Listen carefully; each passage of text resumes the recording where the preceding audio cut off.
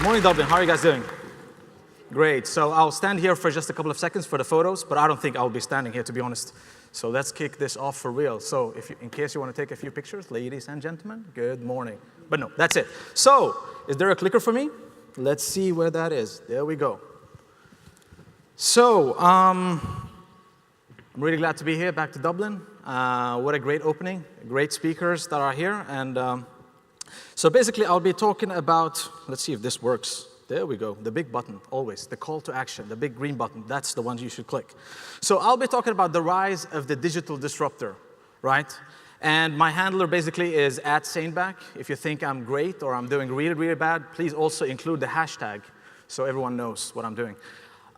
So let's start with the most interesting part, that's myself. That was supposed to be a joke. Please, there's coffee over there, so don't be shy. So my name is Simon Saneback. Thank you for the lovely presentation. I've been founding probably over 20 different companies since the age of 16. Majority of them within the online industry. I've done a few successful exits, I've done an IPO, and a few bankruptcies. That's part of the business, right? I founded a company called Wellstreet, which is an investment company focusing on online businesses. But less about me, and let's go into the presentation. One thing I need to mention is like this thing called online expert. Every time I go and speak in public, people refer to me as some kind of an e-commerce expert, an online expert. Let me put this straight. There's no such thing, because the online industry is changing tremendously all the time. There is no such thing as an expert, because looking back in time, I've worked with a few universities in Sweden. I'm obviously from Sweden. I don't know if you can see that on the look. I'm very blonde and tall, right? No. No, but in all seriousness, if you would have books, they would be writing about MySpace or something that is, completely disrupted by this point. So the industry is changing all the time. So I'm not an expert in any sense. I'll just give you, my perspective on things, having founded a few businesses and interacted with thousands of people around the world. And here comes the first point, what is he going to talk about? Digital disruption, what is that? That's the grumpy cat, by the way. I can feel you, Dublin. You need more coffee. Great. So I'm not going to talk about the Internet of Things or all these shiny diamonds. I'm not going to talk about, the drones and all these new technology that is coming. I'm going to make it very, very, very simple. Talk about something that you can relate to in your business. And I would like to take it back to, let's see here. I would like to take you back to a video from 1967, right? So we talked about the 60s earlier this morning. So this is a concept video that was made in 1967 about how the future would become in 1999. So let's have a look, please. Fingertip shopping will be one of the many homemakers' conveniences. This video console will be channeled into the store of her choice. There, a camera will scan a display of wares, which she will select by push button.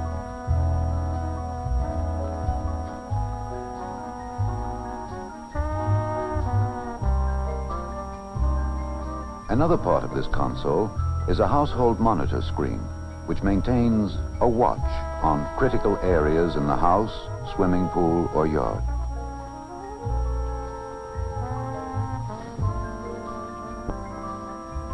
What the wife selects on her console will be paid for by the husband at his counterpart console. All bills and transactions will be carried out electronically. A central bank computer will debit the family's account the amount of purchases and credit the department store, for example, informing the family's home computer at the same time. Father, at the touch of a button, receives an instantaneous printed copy of his budget, the amount of taxes he owes, the payments left on the car, and so forth. All documents and household records are available on the video screen for immediate reference.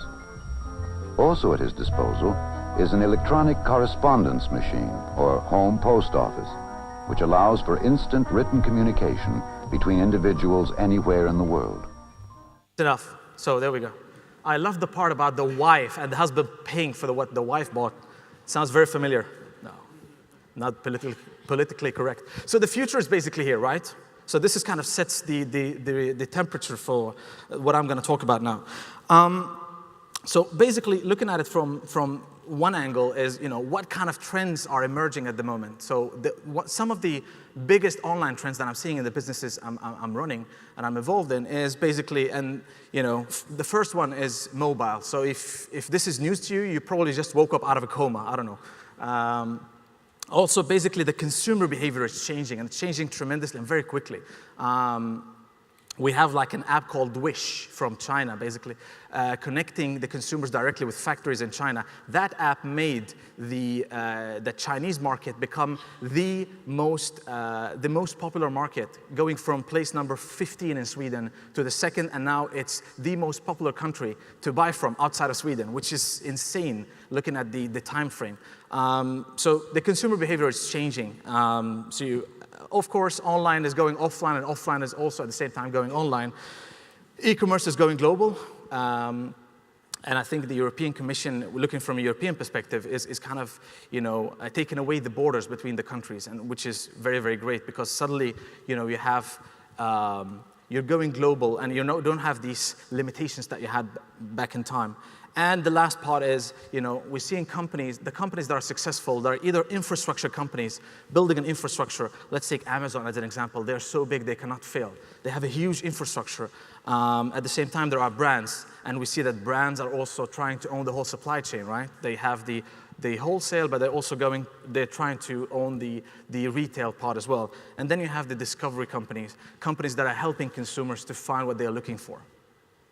So these are some of the trends that are in the market. So basically, what sets the tone is that our everyday is becoming simplified. Everything is becoming simple and easier for the consumer, and this is kind of adapting to the rapid change of consumer behavior. So let's take an example. Is there anyone who's using Slack in their business? Please raise your hand. So there are a few hands here. So basically, Slack has changed the way we interact internally with each other. This is one example of a company that is taking the internal communication via email and taking it away and found it kind of disrupted that kind of industry. Another example of this is basically Square, right? So back in time, you used these machines, registry machines in the local stores, and now suddenly you can use just an iPad, or you can use something much more simple, and you can be your time to market is minimal compared to how it was 5 or 10 or 15 years ago. Another example of this is when it comes to online payments. When I started my first e-commerce company probably 10 years ago, it was such a mess implementing all these different banks and getting all these licenses. Now suddenly I can just sign up for a company called Stripe. I hope you know what that is. And I just get all these payment methods in one single contract. And it's so simple for me. So the journey for me as an SME company is completely different from how it was a decade ago, or maybe even 5 years ago. And another example of this, obviously, is basically we see all these giants like Facebook or Twitter or Pinterest or Instagram. They're having these buy buttons, right? Because they want to give you, they're just a discovery channel, but they're also trying to capitalize on the consumers that they have. And they are generating these buy buttons, so they're decreasing the friction for people to buy online, which is wonderful. And it remains to see whether that will be successful. Probably some of the most well-known examples is Uber, which is the biggest taxi company around the world. I don't know if they would prefer calling themselves a taxi company, but they own no cars. So that's an infrastructure company, right? Because the cars are the same, the drivers are the same, and the riders are the same. What they have built is an infrastructure around it. The same thing goes for Airbnb, right? It's the same consumers, but they have capitalized on, you have now people that can make revenue out of their own apartments. And they're also solving a problem at the same time. So those are very good examples of infrastructure companies that are both solving a problem, but also kind of generating growth in the local economy. So what is going on then? Okay, so customer experience basically is the new black, and user engagement. So when it comes to the e-commerce industry, we see that consumers are getting less and less loyal, right? Because there is so much competition going on.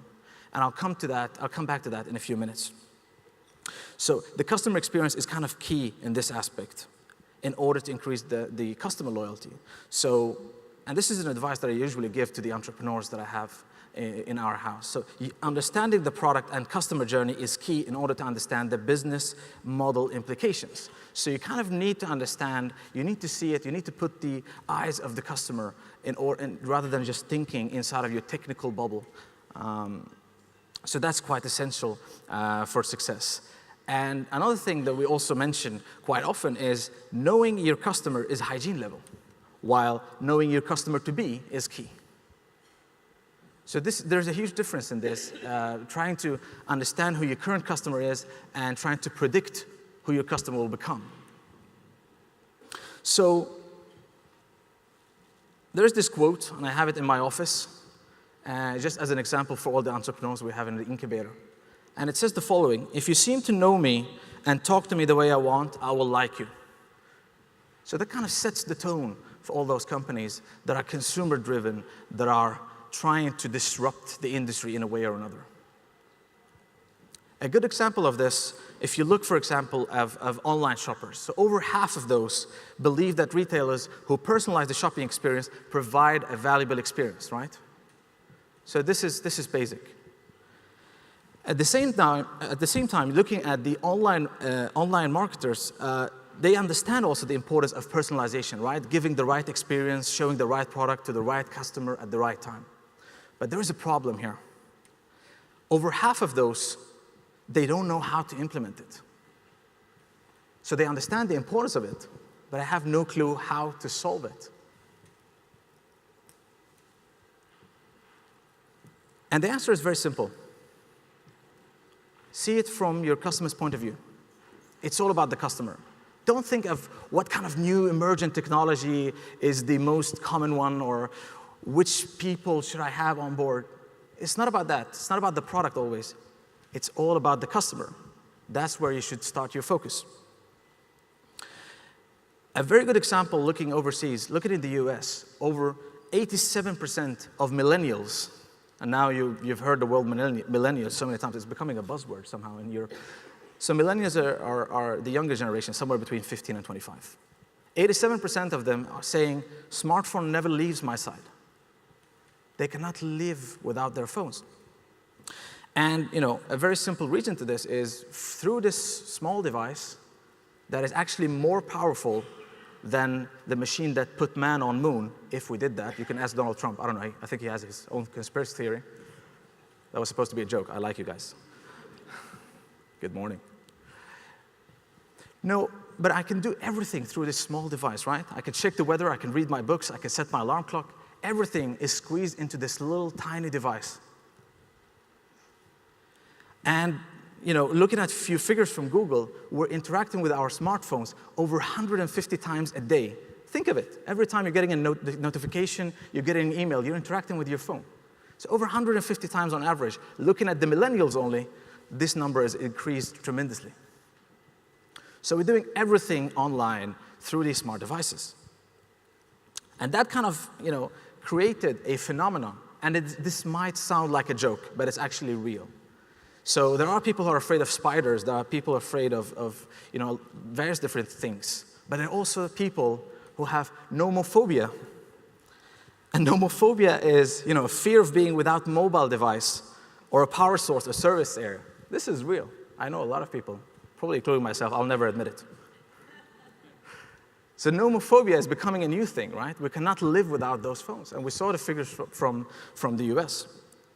So let's take a step back. We saw this video from 67, right? So let's take a step back and look at the mid-60s, how this all started. So we basically started in what we call the information era, right? You just watch a TV channel or you listen to the radio, and it was just receiving information. There was no way for you to actually check that kind of information, right? And in the mid-80s, we started connecting and interacting with each other. And this was the era where internet kind of was growing. And we're currently in the era of protection. So we as consumers, We are in the protection era. We decide who we would like to follow on Twitter, on Instagram. We are optimizing the feeds. We are following the RSS feeds that we like. We are optimizing. We're getting a personalized experience. And we're so protective about it, about our time and what we would like to get. So there's a huge difference between the information era and the protection era. And the experience that I'm getting is completely personalized for me compared to the person sitting next to me. Looking at it from an online perspective, it's said that consumers became dictators, right? Because we have all these demands. We want free shipping, we want free returns, we want this, we want that. So we're putting all these demands, and it's kind of put a lot of pressure on online businesses. But it's also healthy for the business. Looking at social media and the impact that they're making, one angry consumer can go out on Twitter and can hijack a certain hashtag and write something angry about a certain company, and you would have thousands of other people retweeting it or sharing it with their friends. So instead of having one angry customer, you're losing thousands of customers. And this is the power of the online industry that we have never seen before. Well, I don't know, when my mom was angry, she probably wrote to the local newspaper, right? It's very different now. And then there comes this discussion about big data and the usage of data. Looking in the US market, I think they're much better than us in Europe when it comes to the usage of data. And big data became one of these buzzwords. Big data, collect data. I don't believe in big data. I believe in smart data, because big data is like teenage sex. Everyone is talking about it, but they don't know what it means, right? Everyone's talking big data, and they're just collecting data. Why are you collecting the data? What are you going to use it for? It's not about collecting data. It's about using it also in your business to become smarter, to give a better shopping experience or an online experience for your customers. That's the whole point. A good example of this now, again, is Amazon. So basically, 1/3 of their sales is based on their own recommendations. They're so good at this. And the technology have enabled this. So the technology is playing, talking about technology. That's supposed to be a joke, so don't worry, guys. So talking about technology, I'm just making sure that you guys are awake. So talking about technology, it's kind of, changed the consumer behavior, both online and offline. But the online consumers, they're becoming, demanding. They're becoming these online dictators, right? I want everything. Give me, give me, give me. And at the same time, they're becoming less loyal towards these brands. And the key of loyalty is becoming, a good customer experience. I would rather pay a few extra euros for a company that is giving me a great experience. It's not always about the money, right? It's about the overall experience. And moreover, looking at this funnel about how to take a stranger or just a visitor on your website and make them an ambassador for your company. It's not that complicated. It's quite simple.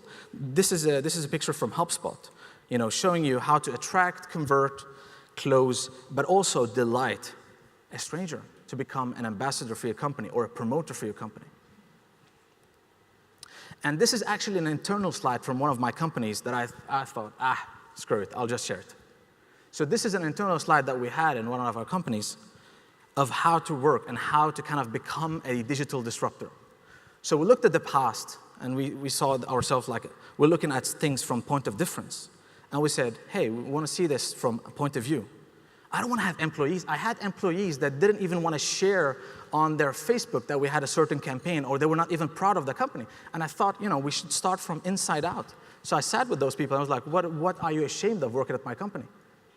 And I got a very, very good insights on this. So I don't want to have employees. I want to have missionaries. I want to convert loyalty to love. And this is very, very important.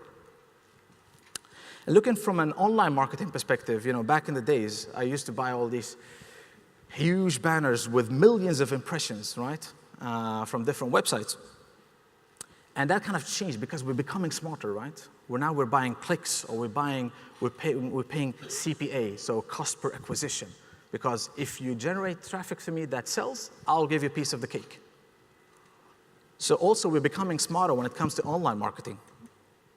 And a very good example of this, and this is controversial because 2 times I had this slide before, I had Google speaking right after me, so they were not very happy about it.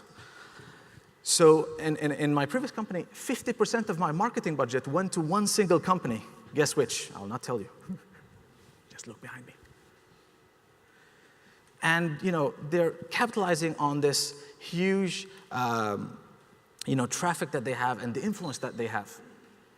And it becomes like drugs. So I have the click prices within the fashion industry in Scandinavia. They have been increasing by 33% on average the last couple of years. 33%. And there's one dominant player. So it becomes like drugs. You get hooked on it.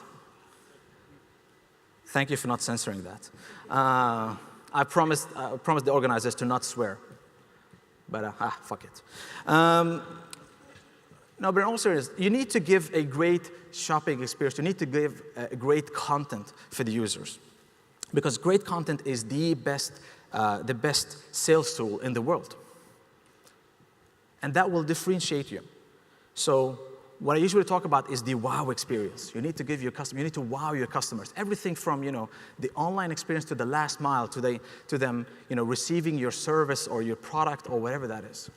Regardless if it's in B2C or a B2B business, wow your customer. And I have this picture the other day, and I was a bit unlucky because the chairman of the company was in the audience, so he came to me and talked afterwards. So I promised to censor the company name. Luckily, it's in Swedish, so you will not see it. But this is not a great experience. I had some old socks and everything possible in that package. So this is not a wow experience. This is a bicycle, by the way. You cannot see that. It's drowning a lot of different stuff in that package. So the last point that I have is basically looking at digital successes. So what have these digital disruptors done that made them successful? And a few examples of this is basically Uber or Stripe or Swedish companies called Spotify or Klarna, as an example. So what they have done is that they are consumer-centric, they're also digitalized, they're data-driven, and they focus enormous time and money on the user experience. So that's the key to success, basically. So you need to keep that in mind. And regardless if you're a major company or a unicorn or an SME business, these are the keys for a digital success. And when it comes to e-commerce shops or companies running online business, there has been a huge price war going on. And the problem is there'll always be another company who's willing to sell that certain product or service 1 euro cheaper than you, and then comes another one. So this price war will never end. And the key of success is basically a great customer experience and customer satisfaction. So I'll summarize this whole presentation with just, what I just said before. It's all about the customer. With that said, I would like to thank you for listening and not falling asleep.